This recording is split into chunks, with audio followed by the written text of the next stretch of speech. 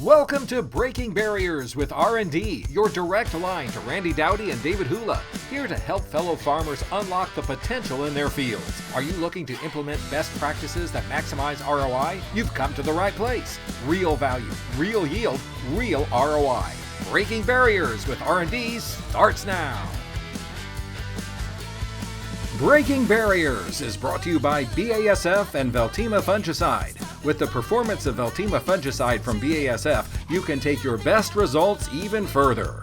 And by Calmer Cornheads, home of the world's only all-weather stock roll. Learn more at calmercornheads.com. And by Durastack Trait Technology, the latest innovation from Syngenta. Available for the 2027 season, Durastack technology features 3 powerful modes of action to outsmart, outmaneuver, and outmatch corn rootworms every move. Well, welcome to another episode of Breaking Barriers with R&D. And I see Dowdy is just sitting there in his lounge chair. I find myself in the dungeon in Atlanta airport trying to get from Farm Progress there, Dowdy. Yeah, I'm on daddy daycare this week, so I've got Easton, and I just got back from taking him to school. My hour and 5 minute commute each way. I'm done, but we get to spend a lot of quality time together. And we get to see the sunrise every day, David, and then I get to catch up on phone calls on the way back. So we make it work. But yeah, I'm in Georgia. It's hot. I saw the forecast in Michigan this morning. It was 42 degrees. Yeah. 42 for a low. And this morning here it was 74, and it's supposed to be like 89 or 90 today. So, and 100% humidity and gnats. So, living the dream. Yeah. Well, I was at the Farm Progress show yesterday, and it was 51 degrees when we woke up there in Decatur. And then throughout the day, I don't think it got much above 82 degrees, if anything like that. I was There you there. It was a great day. Saw a lot of, pretty cool shiny paint. Nobody was willing to just give me anything there, Dowdy. I tried. I had my hands out. I even had 2 hands out. And Well, nobody, when you have the award and the recipient of Decade of Dominance, and you're able to win for as long as you've been winning with the NCGA, um, you would think they'd be lining up just to you wouldn't even have to put your hand out. They'd just send stuff your way and say, just please use it so we can ride the train. yeah, yeah. Well, I mean, it was a humbling honor to receive from Pioneer, John Deere, BSF, Valley, Brant, and Total Acre. But while I was there, I got to saw a lot of Total Acre guys. Saw Caleb and Dirk and Mr. Hitchcock, and did have a little panel discussion with Alex Harrell there at the BASF tent. And looked like it was a pretty good crowd there. Was Jake Drodes there with his new bride? Say what was that again? Was Jake there with his new bride? No, his bride wasn't there. Jake and John were there. So the bride had to work while Jake was goofing off. So There you go. but just good to see those folks. And I know you've been out there, and it's just a whirlwind, as you can imagine. But Sure. but more importantly, you and I were together a little bit last week, and we did the crop tour. Um, Give me your first impression on that. I would say I'm on. I'm on. I'm gonna ask you a question first. Did you drive? What airport did you fly into? Well, they're in. Oh, we flew into Bloomington, Illinois. And how far did you have to drive to the Farm Progress site? About 51 miles to get to Did the. Did you see any corn en route? I did see corn. When Did you we see got any? Did you see any ears that was 90 degrees and the ear shanks falling down? Yes or no? well, Dowdy, I'm gonna have to say I didn't, because when we landed, it was 10:32, and then when I took off this morning, we left at 6 o'clock. So when I'm driving by cornfields, it was dark. Oh, Um, okay. but Well, that was my impression for sure. I thought surely you might see some of that, but with that not with it being dark, you get an excuse. But I know you're a pretty good observer for sure. David, I was on the eastern leg, and for people that hadn't heard our commentary either at the events each night or on the web or whatever. I mean, I don't know where USDA gets their numbers other than rainfall and NDVI, but it does not show what my eyeballs showed, for sure. There's a lot of challenges out there. Really dry in Ohio. Parts of Indiana had sufficient moisture, but man, with the moisture that Indiana and Illinois had, there's no question. It has been a incubator for disease. Tar spot's been an issue, but it may not be there every year. Well, everywhere we went, man, it was a problem. And to boot, something that was new for this year was, having southern rust on top of that. So we saw northern or gray leaf spot or southern rust and tar spot, and sometimes combinations of three diseases on the same leaves. And David, the milk line was just either starting to fall or it was a third milk line. And in my opinion, you could tell where the growers had sprayed a fungicide, and you could definitely see where growers had not sprayed a fungicide. It was going to cost them a lot of top end.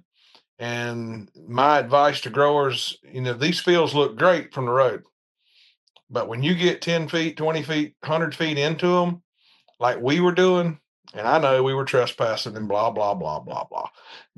But at the end of the day, when we went into these fields, man, there is a disease, major problem, some nutrient deficiency issues. People did a fair job with the planter. Emergence was not great. Seed depth control was not great and consistent, but spacing that box was fair. And it was terrible on the bean side, the spacing, but on the corn, they kind of had checked the box. But David, I'll just tell you, I'll be shocked. Randy don't know anything about growing corn, especially in a disease pressure, if the yields are not impacted the way I think they're going to be, because there is so much disease that we've experienced in the South that takes test weight and just kernel depth and weight away from that crop, that guys are going to they've got an ear, they've got rows around, they've got kernels per row that they're probably not going to lose at this point. But man, kernel depth and kernel weight is severely going to be affected where we went in the tour. And you could definitely see the guys that were more proactive and continued to be aggressive with the crop versus those that were not. Yeah, I know. Dowdy, I would agree with you on that, because I was on the western leg and we started in South Dakota and then ended up in Iowa, Nebraska, and Minnesota. That's where you and I got together. But South Dakota, it was like two bookends. The first field we checked was 145 bushel. And, it just looked like regular corn, looked like South Dakota corn. Then we got into the next field, and, we didn't see as much disease pressure in South Dakota as we saw in Iowa and Nebraska. But the second dryland field, it recorded 272 bushels. And that was one of the best fields we saw on that tour. But when we got into Iowa, it was like you just turned the rust spigot on. And you go out in the field, you get past the headlands, you do your 30 yards out in the field and check. I would agree. I took a penetrometer. I think that was your idea for us to look at that. I took a penetrometer, saw a little compaction, dug some roots, only dug the plants that we pulled the ear off out. I wasn't doing like my total acre event, just going around digging a bunch of plants, but roots were okay. I mean, Iowa had zero compaction where we checked. I was impressed. But the disease, I mean, I challenged a couple of the guys. I said, the crop dusters aren't busy right now because none of them are spraying. They're done spending money. So I said, y'all get a crop duster, get them to do 4 gallons an acre. Let's put some Veltima out there. And not one took me up on this offer. I said, I'd pay for the application, but you'd have to give me all the proceeds. I've heard you do that as well. And they wouldn't do it. And I really wish there were some BASF folks there from the South in your region that could have really informed them that it is not over. And that's what I'm concerned about. A lot of them are not going to do anything. And that crop's going to die before it gets to black layer. And we know what happens there, Dowdy.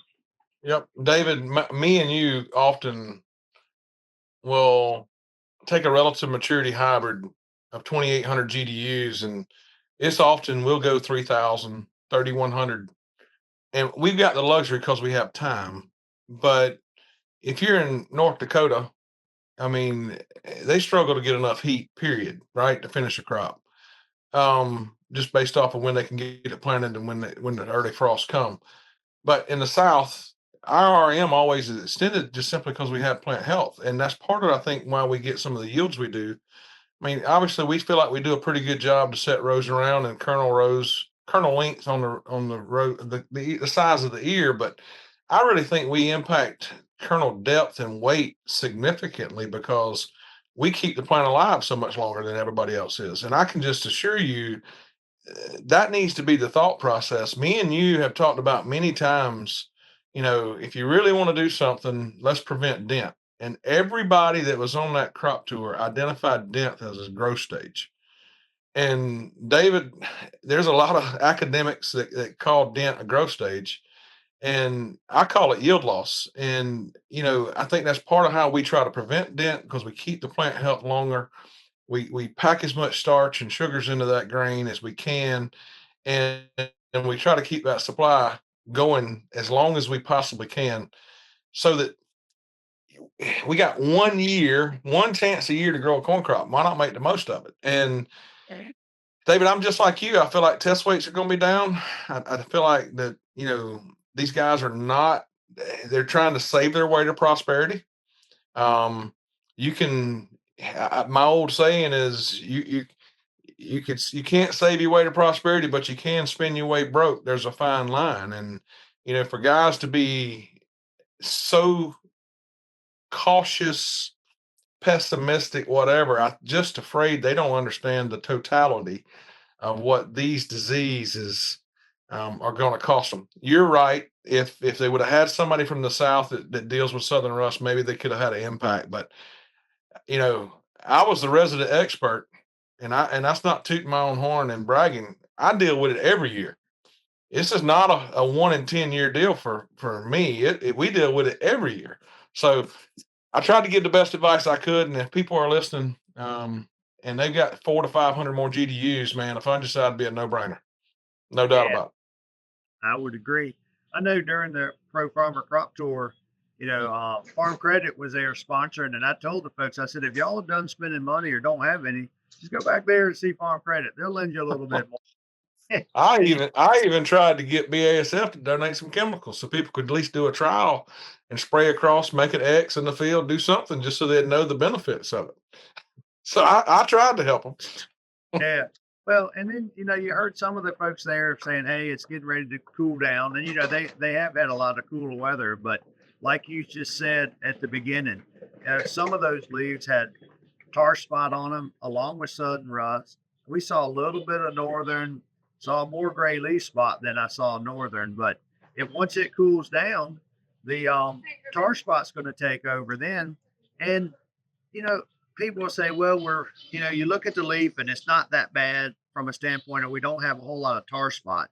But think about now you got a plant that's already been weakened from the rust. So it's a lot more vulnerable to some of these diseases and they can explode. And, we got a Total Acre guy and you showed it at the finale, Josiah, where he illustrated just in his tar spot in Pennsylvania how fast it could rob the plant and just start desiccating a leaf. And until a grower experiences it, and unfortunately, the guys in the Midwest haven't dealt with the southern rust, but if they've dealt with gray leaf spot on how fast it can take a plant down, southern rust is faster if conditions are right, and so is tar spot. So And David, David, here's the part that's going to be sobering for them. While southern rust blows in and it's fresh every year, um, it may or may not be back, depending on whether it blows in from the south or wherever it's at. Right? It blows in an area and then it just explodes. But now that they've got tar spot, it's going to overwinter. And if they've got tar spot and they're not used to it, it's the gift that keeps on giving. And it's going to overwinter in the ditch bank. It's going to overwinter in that fodder. All these corn on corn guys, I mean, it's going to be an issue going forward, and it is a prevent play only. If you're going to cure it, you're going to if you're going to handle it, you're going to have to prevent it instead of trying just to cure it. And once that one dot shows up, it's 12 days old.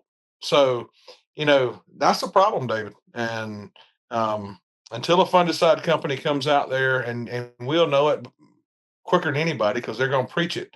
Right now, I think plant resistance is by far still the best method, but then fungicide to prevent it from occurring and exacerbating is the play.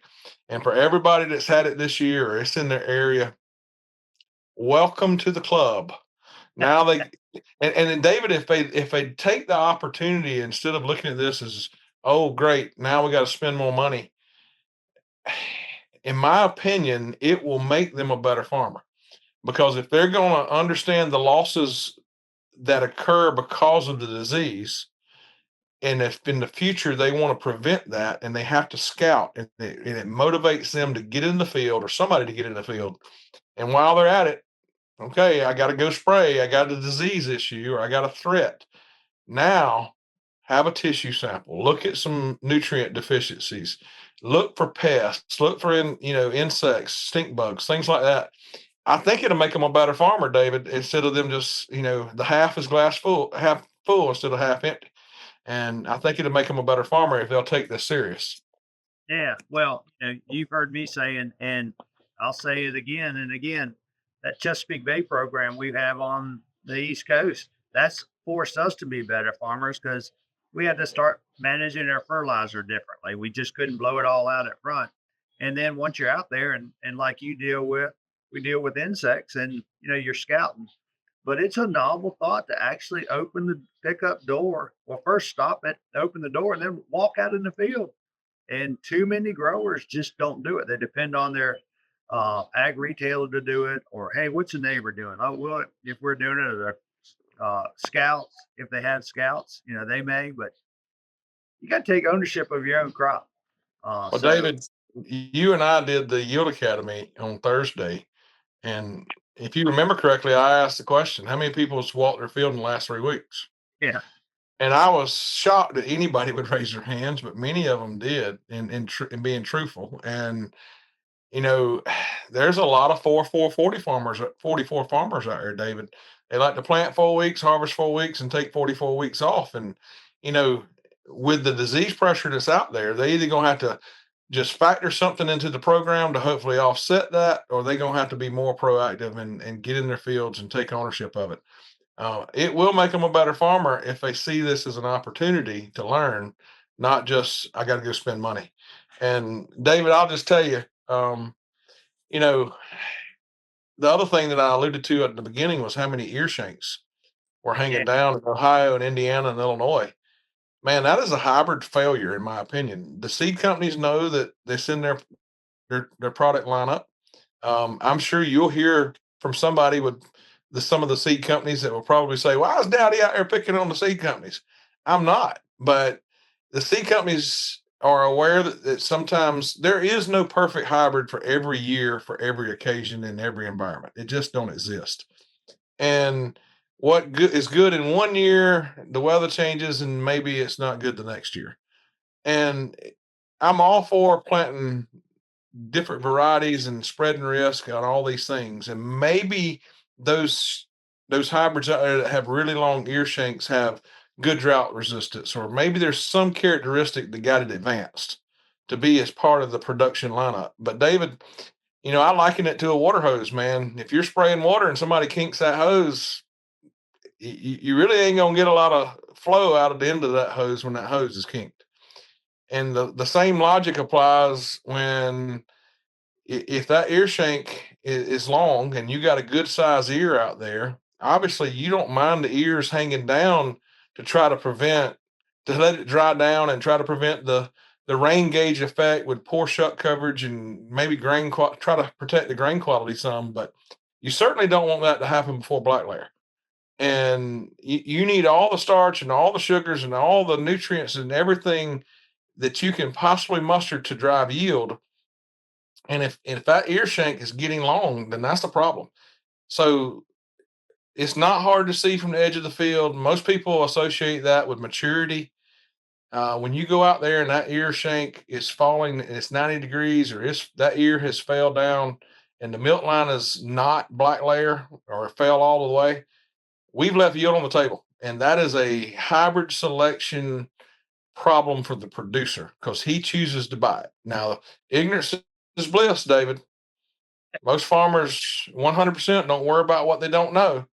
But in my opinion, this is the year of all years to look at the hybrids you planted now that you know.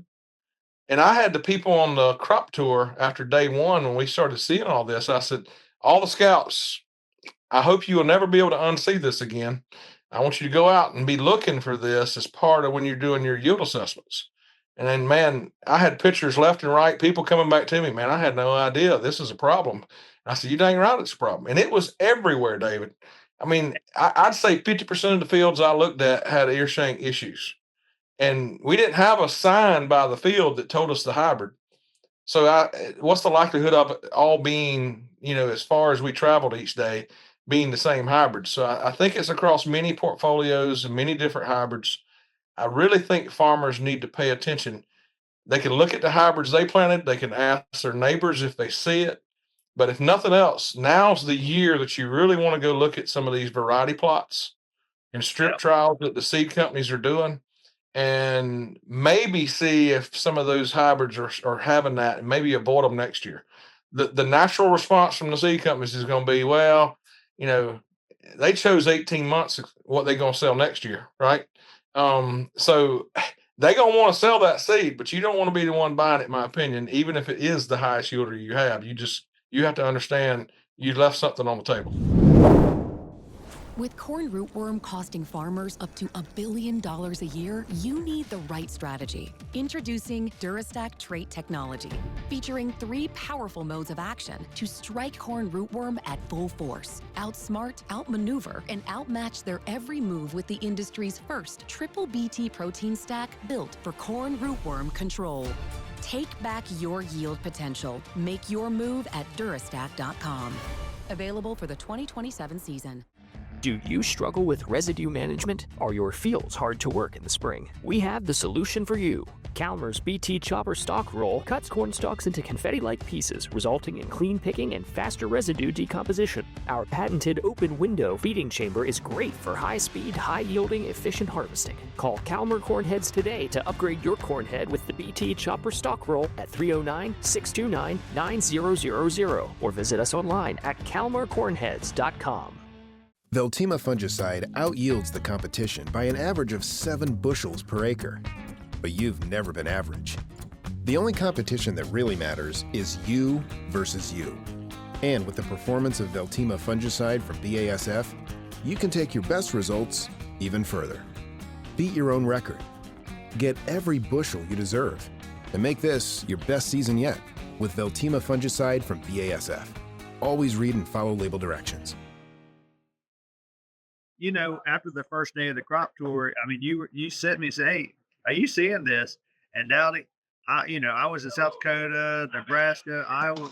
We never saw that long ear shank. I know that. I think when the second day or Thursday I think there was some that was sent up showing it. I can't wait. I got home. Some of the hybrids that I'm hearing might have it down in Georgia, so I'm anxious to get in their corn and look at it. But you said a mouthful. The growers got to get out there, got to see what they have going on, and whether they look at a corn hybrid trial, but just look at some hybrids and evaluate it. Because, well, one of the advantages for that long ear shank, the ear comes off the stalk really easy, but we don't want it to come off the stalk before we pick it. So, that is, you get a bad wind event and have that ear shank. What do you think is going to happen then, Dowdy? We're going to see some corn on the ground. And that, I guess, if we're trying to raise the corn price, we need more corn on the ground. But that's not. Well, David, the problem is you lost 2 or 3 ways at that point. Number one, you didn't maximize weight on the ear if you are able to get it. And then if you lose it in the harvesting process or before harvest due to wind events or whatever else, you've lost that way because the ear shank made it vulnerable. So I just don't see a win in it, in my opinion. It's too risky in my mind. But I did have a farmer send me on Facebook. He sent a picture and he says, "I wonder if I could buy enough Viagra to spray on my corn if it would help with this problem." And he had just ear after ear after ear in a picture that was hanging over, and he says, "That's your new product, Dowdy. Figure out what makes the ear shanks not not fold over." So I thought it was funny. Yeah, I know it was. Now, one of the things that I noticed, like, what was the big buzzword probably 4, 5 weeks ago? Uh, Tight tassel wrap, and they were talking Uh, about problems, pollination problems. And, during the crop tour, I guess I was excited. Mr. Sherman and Miss Karen, they were the first two that I rode with, and they put me under their wings, explained to me the whole process. And, we walked out there and did it. But, pulling 3 ears out of 60 foot a row, and it was kind of like, I think it was 5, 8, and 11. Well, just pulling those 3 ears, I saw a small sliver of where it could have been tight tassel wrap, but the ear amazingly over or compensated for a portion of it. I'm not going to say it made up for all of it, but you could see where it might have had that little zipper near the bottom of the ear, but the kernels were bigger. If I had to take a guess, maybe 1 to 3% yield loss on that one particular ear, but I I think it was just a big buzz. Everything was going on. People were talking about it, and it was a weather. I don't want to say a weather phenomenon, but it was the real scenario where all that kind of played together with the tight that flag leaf on the plant just held that tassel a little tighter and silks her out. And then we talked about this I think a couple of weeks ago. We talked about it during the yield academy. Plant different hybrids.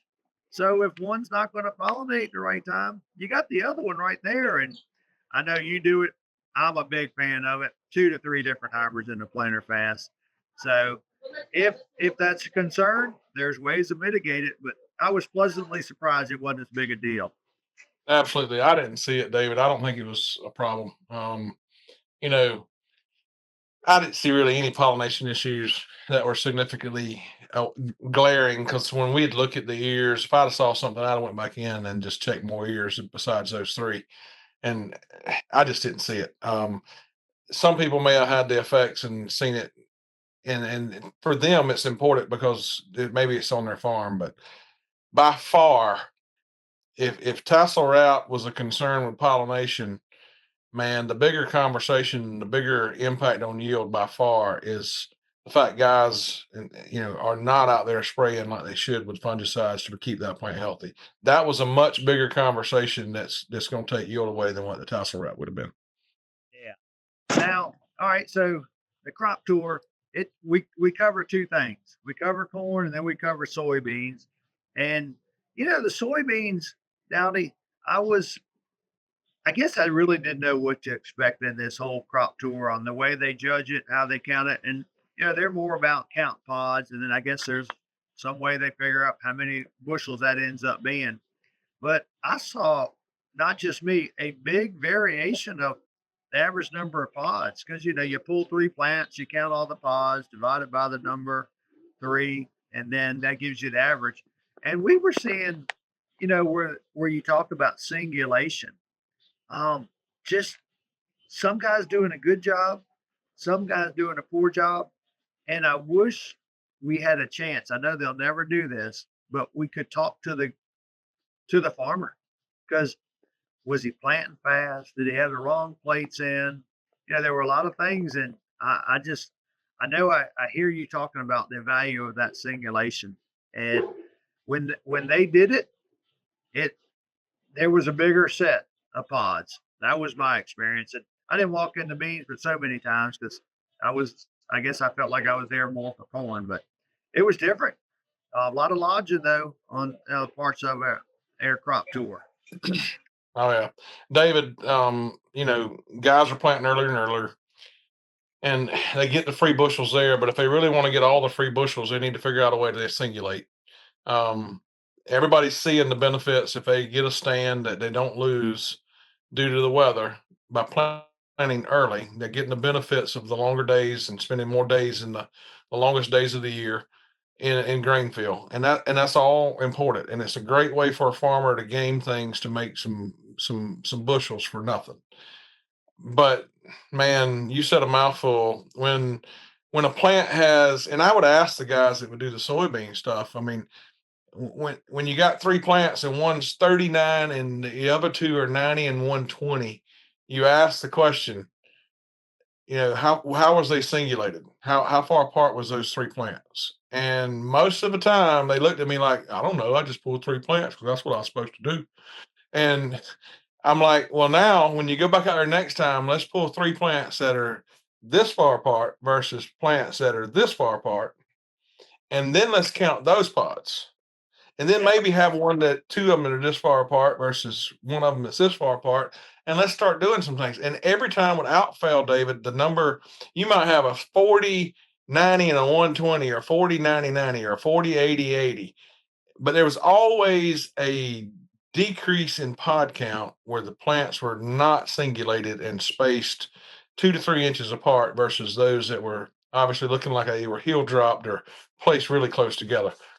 And David, man, I don't know how hard it is to get people to do this. Some of it's going to be technology driven. Some of it's going to be simply just paying attention and slowing down. Some of it's maybe the plates, but they got to do a better job with spacing, and the pod counts reflect it. But we counted what was there, and that's what the yield's going to be based off of, right? What was planted and how it was planted.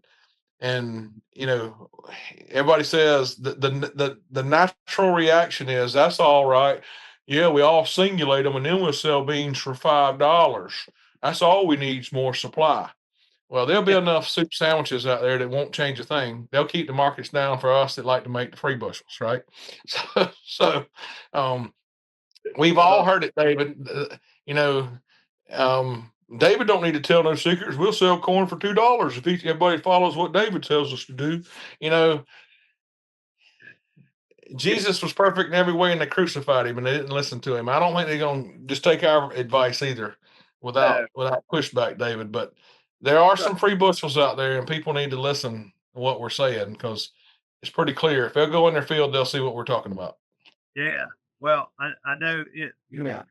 It seemed like most of the crop was kind of planted at similar times. Now, the second day I was with Chip Flory, what a great time to spend with, one of the guys there in Farm Journal. But during that time, we actually came across a planted bean field that had one raceme that was maybe half-inch long. The rest of them were just blooming, and then the corn was just getting out of the blister stage.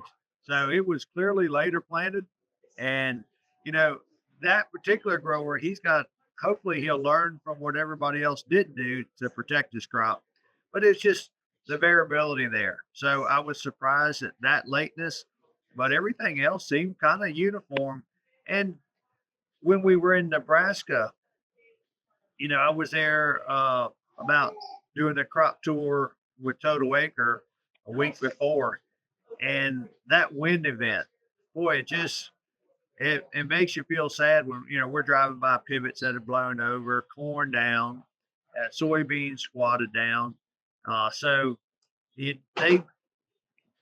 that's a situation where you say, all right, I'm done spending money. But then the rest of it, they still got plenty of opportunity to keep going. And I don't want to use the word opportunity. They got plenty of time to fix the problem. Let's go put money in their pocket. Now, while we were at the Yield Academy, had a chance to hear Ken Ferrie talk. Yep. And never been in the audience with him. What a wealth of information. But I heard him talk about the ears flexing, about the rows around. Then he quantified it at L1 and L2 and then depth. I look back at that and I think of how you and I and a lot of the Total Acre guys have been able to influence and learn from people like himself, but learn from people like you on how we can do better. And that was their task with the crop tour. What can the farmers do better? So one of the things I saw was we didn't have a lot of rows around sometimes. And I'm wondering, they had a lot of smoke, they had a lot of cloudy days. So I hope the growers, like you said, go out in the field. I hope the growers go out there and see where some of this might have impacted it. But then I would like to think they could say, well, if the weather negatively impacted it, do you think I can positively impact it if the weather's right? And I don't know if all the growers are going to do that, but I sure would like for them to go out there and see, because it just tells me that it's a learning chance, learn the time to learn something different. Well, David, you're right. There was some variability in the crop. We actually walked in one field that it was pollen shed. I mean, the silks had just emerged. They were as blonde as they could be, and there was no kernels to count, measure, nothing. So there was some variability. Now that was by far the exception than the rule, but we couldn't even get anything in that field whatsoever. Nothing. Yeah. And so there is some variability, but you're right, David. I mean, obviously Ken's a wealth of knowledge and he's just a good guy. He's a good teacher. You could listen to him, and if you do listen to him and you are a part of it, I mean, you got a guy there that obviously is a wealth of knowledge that people could learn from and glean information from to help make them a better farmer. But you know, this influencing weight and rows around and all these things, there are definitely times that we can do that. And we teach in Total Acre all the time the things that you and I believe influence rows around. We teach those things and we do our best so that that's not the limiting factor. But David, farmers need data to do a better job to help drive decisions. And some of that's going to require them just doing something besides what they always do. Now they need to put some tissue samples in it and say, okay, well, maybe all those 12s and 14s that we counted on the crop tour could have been 16s or 18 rows around. And what maybe it's being driven by a nutrient deficiency. And based off mine and your experience, we can pretty much go ahead and say it, there's a definite nutrient correlation with rows around. But at the end of the day, a lot of these farmers are just, they plant the seed, they know at some point they got to spray a herbicide. They want to wait as late as possible so they don't have to spray it again. They need shading to be their friend. They need, the side dress. They got X amount of acres to go across. They're going to do it this way. And then they're going to call it good and then pray for rain. Yep. David, we don't have that luxury in the South and the East Coast.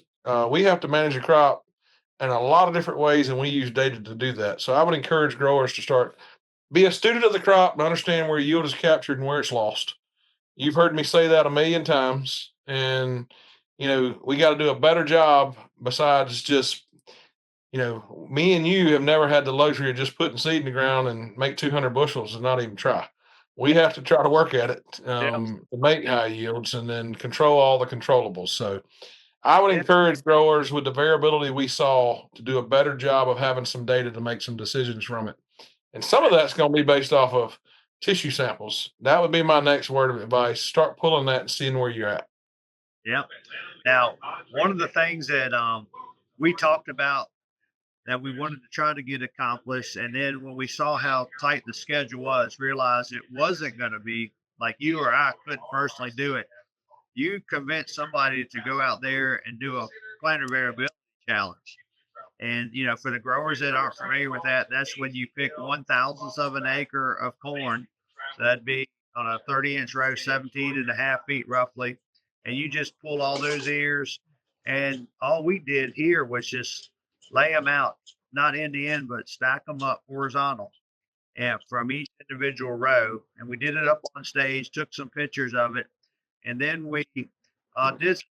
Now, we didn't know, we kind of just said, all right, if this is like a 200 bushel environment, there was a 50 bushel swing on 8 rows, between 8 rows, where some of the rows were just 200 bushel and the high was like 250 point some bushel. I don't believe there was much difference in weather between those rows, Dowdy. David, I don't think it rained more on that row that made 50 bushels more, and I don't think the sunshine that was any greater on that one row. The importance of that planter and uniformity of emergence, not spacing, but emergence, simultaneous emergence between the first and the last one's a big deal. And there's a lot of yield that's being lost there. We need simultaneous emergence. Some of it's seed related issues, but then some of it's just flat out the operator that's running that planter. And David, when you can go down the row and see variation in germination depth down the row, that's the problem. That ain't got nothing to do with the weather and how much it rained or the sunshine. But farmers like to give credit to the weather when they make yields, and they like to blame the weather when they make poor yields. But that 50 bushels swing across 8 rows on a 16-row planter, we didn't get but 8 of them harvested. And thanks for the producer, Kyle, for allowing us to get the Pioneer rep to go pull those for us so that we'd have something to show and tell. But no doubt about it. That's 50 bushels, David. 50. And if I tried to sell 50 bushel, you take 50 times $3.50 or 50 times $4, that's $75 to $200. If I tried to get somebody to do something that costs $200 an acre, they'd look at me like I'd bump my head. It's a hard enough sell to get people to go spray a fungicide at this point. It's going to cost them $150 in yield loss if they ain't careful. And I can't get them to spend 20. But when I can show a 50 bushel swing because the planter performance wasn't the same, Yep. I don't know what it takes, David, to get these people's attention. But that's real money that's avoidable being lost. Yeah. Oh, I agree. And, I think, while we were at the Yield Academy, and at the end of the evening of each one of the crop tour days, like you said, you were on the eastern leg, I was on the western leg. We were up on stage and there was a lot of discussion, what we saw, just like the other scouts, but then we brought it to a different light. Hey, this is what we saw. These are the things I would think I would consider, and then open up to some Q&A with those growers. And, farmers have a tendency, and sometimes I'm guilty, just only remember last year, but they may or may not ever have a year like this year, but they need to remember what it was like and then how they addressed it. That's why I challenge them. I've heard you say a farmer will never give up something he knows pays. And when they have whether a herbicide that the application they miss, or they're not doing the fungicides, they got to have a control out there. Go out and do something, because when the markets are strong, we want bushels. When the markets are weak, we need bushels. So without doing trials, and every year, I'd hate to think how many trials you do every year, Dowdy, and I know we do a bunch of trials. We don't expect them all to work, but we're trying to learn. And if it doesn't work, we want to understand why. If it did work, we want to understand why. So That's right. If they're not going to do it themselves, then they need to surround themselves with good folks. And that's one thing Total Acre does, Dowdy. We can help them streamline that information. Yep. Well, David, I know you're in an airport and you're going to have to run. I know you got a plane to catch, and I know Miss Sandy's up there in the Sky Club living the dream, and Barley's up there probably looking at the flavor of the month. I probably shouldn't say that too loud. His girlfriend might get on to him if she hears me say that. But I know you got a flight to catch, but there's no doubt about it. There's opportunity in the crop we have. There's opportunities to learn from the crop we have. And next week I'm gonna be in South Dakota, and as I understand it, in Iowa. So I'll be looking at some of these crops on the western leg. I'll be able to see some of the stuff, but this is a Total Acre event, obviously, and we'll be there. Go to totalacre.com. You'll see some of the stops that we're going to, and I'll be able to see some of what you saw and be able to hopefully influence some of the Total Acre growers. The problem is another week and a half went by, and I'm looking forward to being out there with, Terry and Mike Jinks and all the guys in the groups. Got a good group of guys that'll be there, I'm sure, from Minnesota, South Dakota, North Dakota, Iowa, and maybe some other camps. So we're looking forward to that next week. And I think you're going to go get on a combine, if I understand it. Is that correct? We picked a little bit last week. Farley did. I told him he could pick Thursday while I was gone, so I'd have some corn to dry Friday. Then we stuck the combine into I don't know, it was about 6 more days CRM, and it was 30-some%. So when I get back today, we're gonna hop in it, do some checking, and start picking. So yeah, I'm done crop touring now, Dowdy. I'm crop touring on my own land now. So how far are you from? I know everybody wants to know. You're the decade of dominance guy. We're gonna come up with a new title before long. King Dodd. That's what it's gonna be. It ain't gonna be King David no more. It's gonna be King Dodd. King decade of dominance. But how long before you getting some good corn, you think, before it's ready to put the combine on it? Yeah, it's going to be after Labor Day. Labor Day's awfully close, but it'll be probably the week after, and then we'll get into some of the other stuff at the Western Farm a week or 10 days after that. So it's not going to be like what we're accustomed to. It's going to be some good. Well, we got some.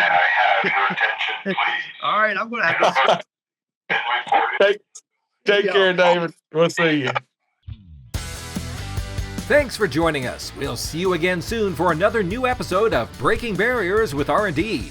Be sure to like and subscribe. And remember, all episodes are available on Farm Journal TV and anywhere podcasts are found.